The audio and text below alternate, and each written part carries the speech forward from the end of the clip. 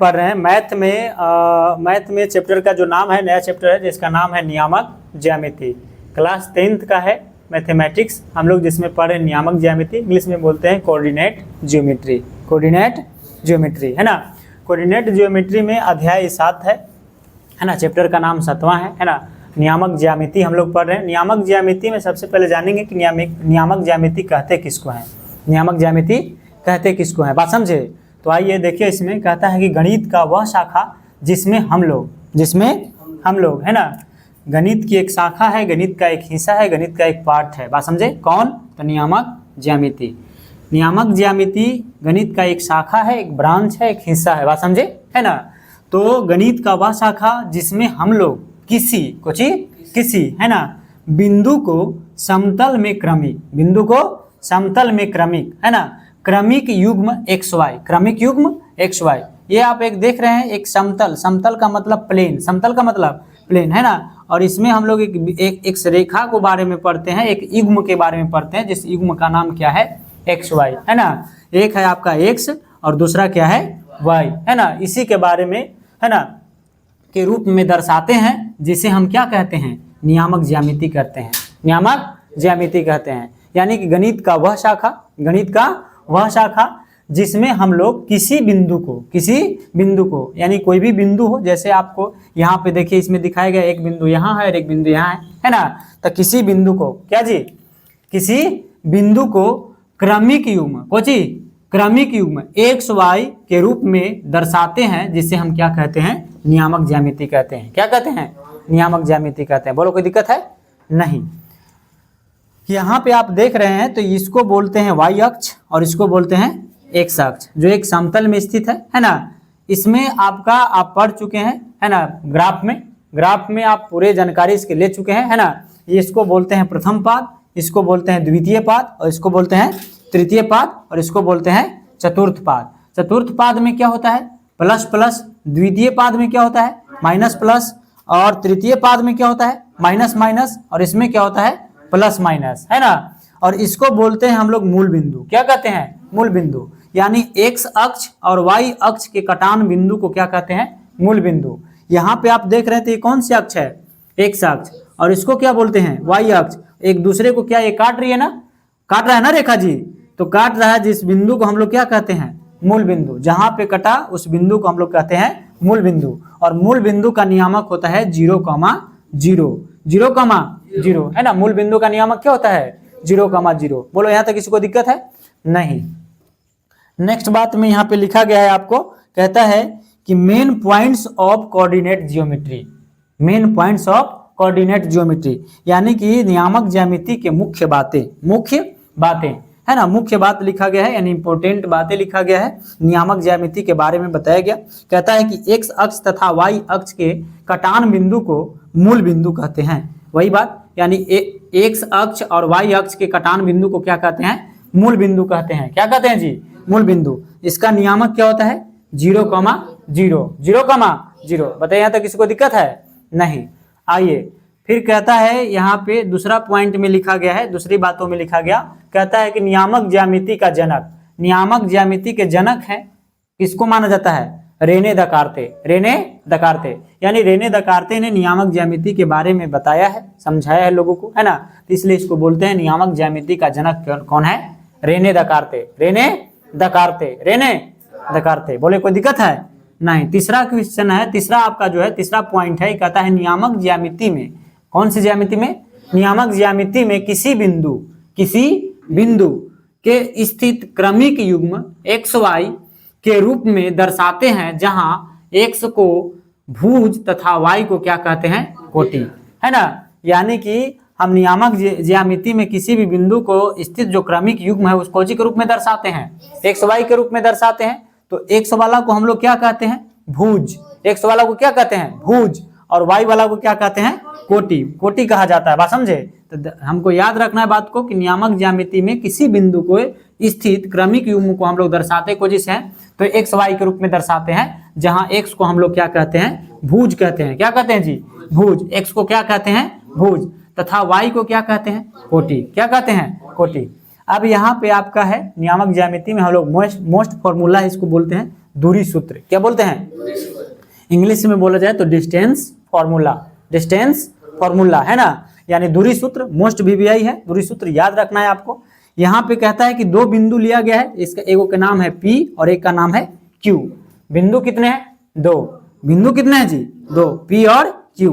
यदि दो बिंदु P x1 y1, इसका नाम हम रख दिए बिंदु P के x1 y1, तथा बिंदु Q, इसका नाम क्या रखे हैं? x2 y2, x2 y2 हो, तो दोनों के बीच की दूरी, दोनों के बीच की दूरी, तो दोनों के बीच की दूरी हम ज्ञात करते हैं। इसका नाम, इस बिंदु का नाम है P और इस बिंदु का नाम है Q। इसको बिंदु P के जगह पर जो निर्देशांक दिया है x1 y1 और ये दिया है x2 y2, तो ये दोनों के यानी PQ बराबर सूत्र हो जाता है रूट अंडर, याद रखना है दूरी सूत्र है, दूरी फॉर्मूला है। आपसे दूरी सूत्र ज्ञात करने के लिए कहेगा, डिस्टेंस फॉर्मूला ज्ञात करने के लिए कहेगा, तो आप फॉर्मूला लगाइएगा रूट अंडर, कुछ बोलेंगे root under x1 minus x2 के whole square, x2 minus x1 के, सॉरी x1 माइनस x2 के whole square plus y1 minus y2 के होल स्क्वायर। बोलो कोई दिक्कत है? नहीं। यानी दूरी सूत्र कहेगा किसी भी दो बिंदुओं के बीच के हम लोग दूरी निकालते हैं, डिस्टेंस निकालते हैं, दूरी सूत्र निकालते हैं, तो उसको हम लोग कहते हैं root under x1 minus x2 के whole square plus y1 minus y2 के होल स्क्वायर। बोलिए कोई दिक्कत है? नहीं। नेक्स्ट है इसमें, यहाँ पे आप देखिए फिगर के अनुसार आपको समझा दिया गया है, ये आपका P और ये क्या है आपका Q है ना। यहाँ x1 y1 है, ये x2 y2 है, बात समझे। डिस्टेंस फार्मूला यानी PQ बराबर हो जाएगा, यहाँ से यहाँ तक की दूरी के नाम हम लोग क्या कहेंगे? PQ। क्या कहेंगे? PQ। तो वही PQ बराबर हो गया root under x1 minus x2 के whole square plus y1 minus y2 के होल स्क्वायर। बोलो कोई दिक्कत है? नहीं। नोट में थोड़ी सी बात को लिख दिया गया है, नोट बात याद रखिएगा आपको कि x अक्ष पर स्थित किसी बिंदु का कोटि हमेशा क्या होता है? शून्य होता है। कोटि क्या हो जाता है? शून्य होता है, बात समझे। अर्थात निर्देशांक जो होगा, देखो x 0 हो जाएगा। क्या हो जाएगा? x 0। जब x अक्ष पर चर्चा करेगा तो हम लोग क्या कहेंगे उसको? x 0, उसका निर्देशांक क्या हो जाता है? x 0, बात समझे। यानी x की x रह जाता है और y क्या हो जाता है? यानी 0, यानी कोटि क्या हो जाता है? 0। यहाँ पे बोल दिया कि कोटि हमेशा क्या हो जाता है? शून्य होता है, यानी 0 होता है। बोलो कोई दिक्कत है?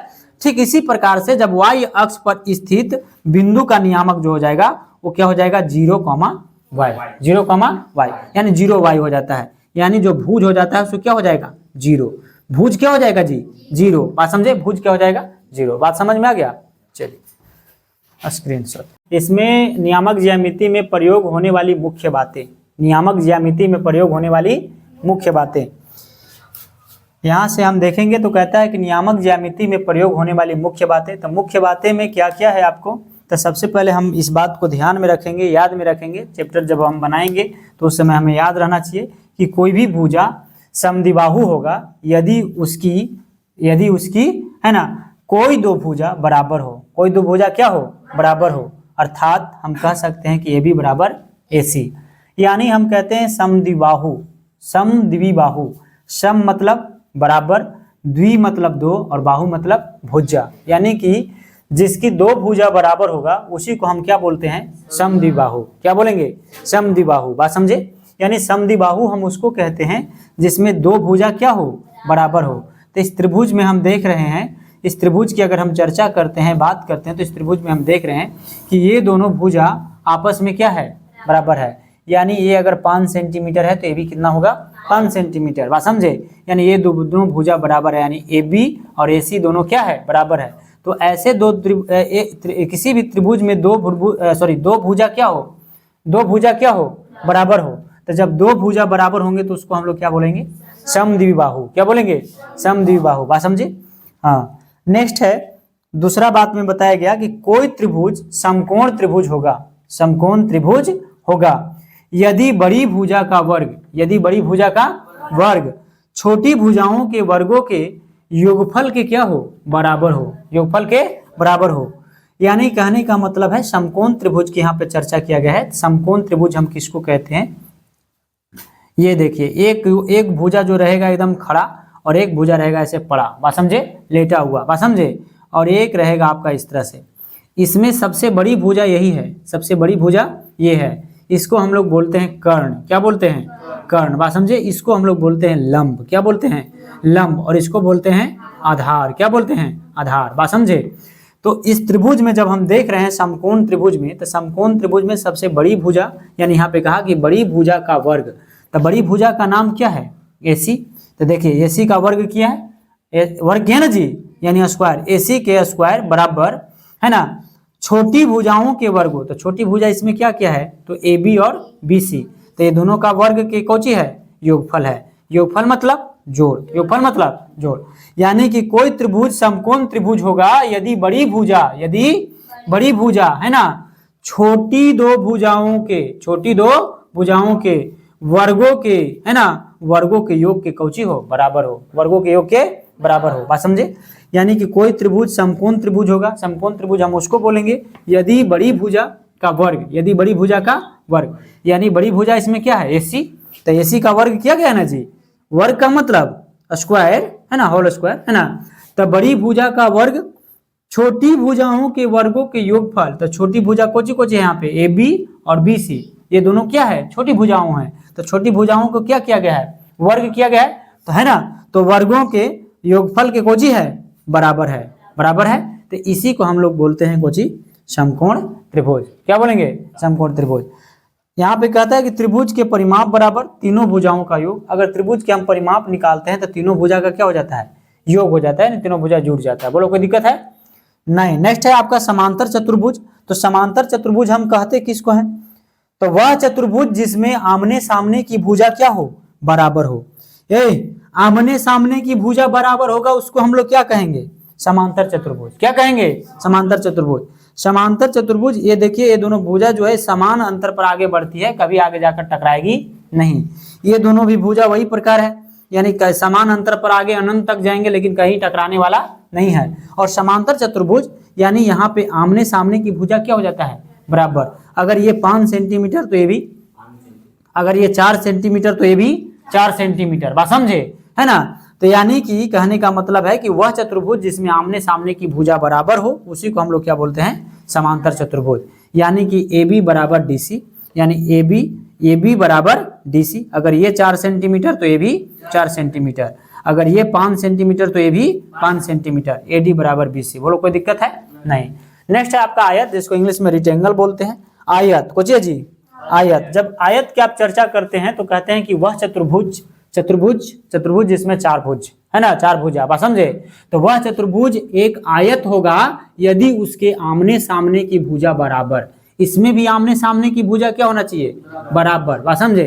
तथा विकर्ण भी बराबर हो। तथा क्या बराबर हो? विकर्ण। बात समझे? विकर्ण कहोगे सर किसको बोलते हैं? तो ये जो आपको खींचा गया यही क्या है? विकर्ण है। ये क्या है जी? विकर्ण है। बात समझे? यानी कि कितने विकर्ण इसमें खींचे गए हैं? 2 विकर्ण। एक ये है आपका, एक का नाम है AC, यहाँ से यहाँ खींचा गया इसका नाम है AC, और यहाँ से यहाँ खींचा गया इसका नाम है DB, है ना, DB। बोलो कोई दिक्कत है? नहीं। तो यहाँ पे कहा गया कि वह चतुर्भुज एक आयत होगा यदि उसके आमने सामने की भुजा क्या हो? बराबर हो, तथा विकर्ण भी एक दूसरे में क्या हो? बराबर हो। विकर्ण भी बराबर। अगर ये 5 सेंटीमीटर का विकर्ण है तो ये भी कितना होना चाहिए? 5 सेंटीमीटर। बात समझे? ये भुजा अगर 4 सेंटीमीटर है तो ये भी भुजा 4 सेंटीमीटर। ये 2 सेंटीमीटर है तो ये भी 2 सेंटीमीटर। बात समझे? तो देखिए इसके सामने ये हो गया और इसके सामने ये हो गया, है ना। तो आमने सामने की भुजा जिसका बराबर हो तथा विकर्ण बराबर हो उसी को हम लोग क्या कहते हैं? आयत कहते हैं। बोलो कोई दिक्कत है? नहीं। नेक्स्ट पॉइंट है इसमें, देखो विकर्ण है, विकर्ण में कहा दिया गया है कि AC बराबर में कोची? BD, है ना, यानी BD। यहाँ ऐसे इसका नाम है BD और इसका नाम है AC, यानी विकर्ण भी आपस में क्या होते हैं? बराबर होते हैं, है ना। समचतुर्भुज, समचतुर्भुज किसको बोलते हैं? तो वह चतुर्भुज एक समचतुर्भुज होगा यदि उसके चारों भुजा बराबर हो। चारों भुजा इसमें क्या होगा? बराबर। चारों भुजा बराबर तथा विकर्ण बराबर न हो। विकर्ण बराबर न हो, यहाँ पे विकर्ण बराबर नहीं होंगे, यानी ये जो विकर्ण खींचे गए हैं ये दोनों बराबर नहीं होगा। अगर ये 5 सेंटीमीटर होगा तो ये 2 सेंटीमीटर होगा, तो बताइए दोनों बराबर हो गया? नहीं, यानी दोनों विकर्ण आपस में बराबर न होंगे। और चारों भुजा क्या होगा? बराबर होगा। चारों भुजा बराबर होगा। और कहता है तथा कोई भी कोण समकोण ना हो, यानी कोई भी कोण 90 डिग्री का ना हो, यानी कोई भी इसमें कोण है जो 90 डिग्री का नहीं होता। बात समझे? तो ऐसे को हम बोलते हैं समचतुर्भुज। क्या बोलते हैं? समचतुर्भुज। क्या बोलेंगे जी? समचतुर्भुज। वह चतुर्भुज एक समचतुर्भुज होगा यदि उसके चारों भुजाओं बराबर हो तथा विकर्ण बराबर नहीं हो, यानी न हो, और कोई भी कोण समकोण नहीं हो, अर्थात हम कह सकते हैं ए बी बराबर डी सी। ये है आपका ए बी और ये क्या हो गया डी सी, और फिर हो गया आपका ए डी बराबर बी सी, ए डी बराबर बी सी, यानी चारों भुजा यहाँ पे क्या हो गया बराबर। देखिए विकर्ण बराबर नहीं है, विकर्ण बराबर यानी ए सी, इसका नाम है यहाँ से ए सी, और यहाँ पे ऐसे करके ऐसे जब करल है तो ये बराबर नहीं है, यानी इसको पढ़ते हैं डज नॉट इक्वल टू, यानी ए सी बराबर नहीं है कोची के तब बी डी के। बात समझे, बोलो कोई दिक्कत है, यानी कि यही है आपका। चलिए होते हैं उसका जानना जरूरी होता है, कुछ फॉर्मूला होता है, बात समझे है ना। तो आइए देखिए, सबसे पहले यहाँ पे कहता है वर्ग के बारे में चर्चा किया गया। वर्ग किसको कहते हैं, तो वह चतुर्भुज एक वर्ग होगा, वह चतुर्भुज एक वर्ग होगा। क्या लिखा है जी, वह चतुर्भुज एक वर्ग होगा यदि उसके चारों भुजा बराबर हो, चारों भुजा बराबर हो। चारों भुजा जिसका बराबर होगा उसको हम लोग क्या कहते हैं, वर्ग कहेंगे, तथा दोनों विकर्ण भी आपस में क्या हो, बराबर हो। इसमें चारों भुजा आपस में क्या होंगे, बराबर, और विकर्ण भी क्या होगा, दोनों विकर्ण भी क्या हो जाएगा, बराबर हो जाएगा। बस समझे, यानी वह चतुर्भुज एक वर्ग होगा यदि उसके चारों भुजा है ना बराबर हो, चारों भुजाओं भी कह सकते हैं आप, चारों भुजाओं के चारों भुजाओं बराबर हो तथा दोनों विकर्ण आपस में क्या हो, बराबर हो। यानी देखिए अगर ये 10 सेंटीमीटर होगा तब पूरा क्या हो जाएगा 10 सेंटीमीटर। बात समझे, पूरे बात समझे, यानी चारों वर्ग में चारों भुजा क्या होता है, इसमें बराबर होता है। क्या होता है, बराबर होता है। और विकर्ण भी क्या होता है, बराबर होता है। विकर्ण भी क्या होता है, बराबर। अगर ये 5 सेंटीमीटर तो ये भी 5 सेंटीमीटर। बात समझे है ना। तो इसमें वर्ग कहता है कि वह चतुर्भुज एक वर्ग होगा यदि उसके चारों भुजा बराबर तथा दोनों विकर्ण आपस में क्या हो, बराबर हो। बात समझे, यानी भुजा देखो अपने बराबर है और विकर्ण भी क्या हो जाएगा यहाँ पे बराबर। यानी हम कह सकते हैं कि AC बराबर कोची BD, क्या कहेंगे BD। ये विकर्ण क्या हो गया, बराबर हो गया।